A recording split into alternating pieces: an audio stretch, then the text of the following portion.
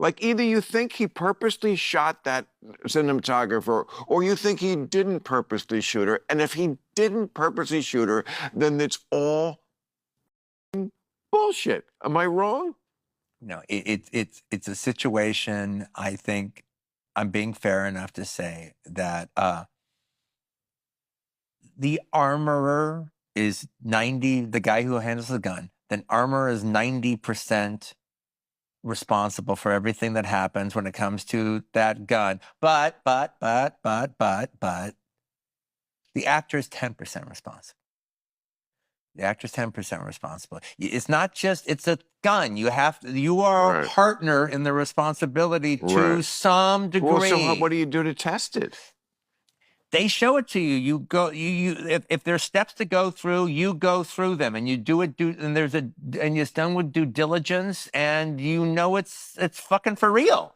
All right. And so, like, okay, here's how an actor can handle it. I'm not talking about that situation. What should he have done? Looked into the barrel, or like shot it one? I mean, you can't like shoot it because then you're using it. If he went through the steps that he's supposed to go through, then he should. What are the steps? Well, it's like, okay, so you see, the barrel is clear. They show you that the barrel is clear, that there's not anything wedged in between the barrel. You actually show you the barrel. All right, you look at they show it to you the barrel, and then they show you some version of like, here are our blanks. These are the blanks, and here's the gun. Boom. Now you're ready to go. It's ready for 2, or it's ready for 3. And if an actor is if the actor knows he has 3 hot rounds in his gun, and he knows that, like, okay, I'm going to do a scene, blah, blah, blah, blah, blah, blah, blah. And he knows he's got 3 hot rounds as he's doing the scene. And then at this point, bam, bam, bam. And then he's going to continue on and say a few more things. Okay, if one of the rounds doesn't go off while he does his bam, bam, bam, then he should, like, cut the scene and say, guys, one of the rounds didn't go off. I think I'm still holding a hot gun here. Okay, let me ask you this. Why can't we just do it this way? There's nothing in the gun. Nothing. So when the actor pulls the trigger, nothing happens except you hear... Except that's bloodless.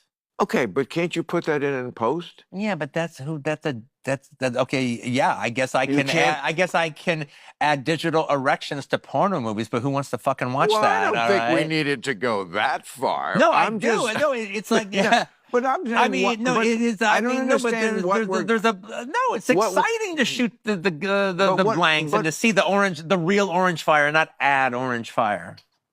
So we do see orange fire. Yeah, but when you got to catch it. Well, it's like a thing that you got to catch it, because the thing about no, let me explain it. I'm just saying, I'm not going to argue with catching orange fire with Quentin Tarantino. No, but I get it. You're the orange fire. But there's an interesting thing about it, though, because when you actually fire a gun, whether or not you see the orange fire that comes out of the muzzle, it's a 50-50 thing.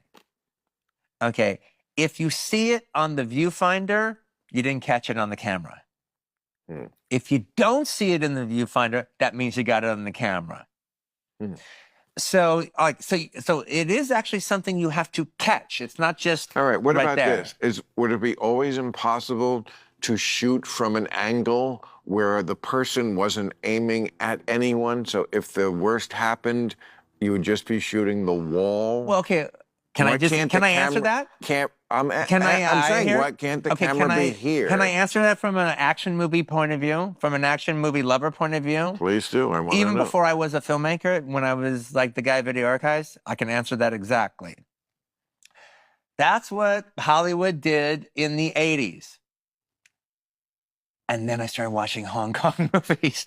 And then like Chow Yun Fat has got the 45 and he's this close to the guy. Bam, bam, bam, bam, bam. And it was so exciting. It was like movies were liberated. It was like, oh, yes, yes, yes. And if you're talking about And I think for as many guns as we've shot off in movies, that we only have 2 examples of people being shot on the set by a gun mishap. That's a pretty fucking good record. Yeah. No, that is. I mean, I just wouldn't want, especially now, to ever be on the wrong end of a gun. No matter how much I thought it was safe, I would be shitting in my pants. Yeah, no. Look, that's But the kind of fuck up that happens that undermines an entire industry. yeah, kind of. Well, it certainly makes you nervous. But you don't need nervous people. You want people to go for it. That's the last thing you want is nervous people. You want, no, we're all in this together and we're going to do this cool thing and we're going to capture this exciting thing on film. And it's a thing that we're capturing. But it's the thing, to go back to Alec Baldwin just for 1 second.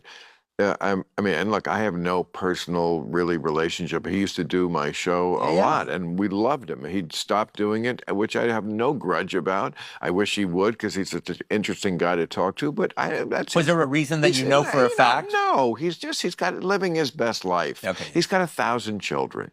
I'm happy he's a free man, or at least as free as a man with 8 children can be. And I'm happy it came out well for him. But no, I like him a lot.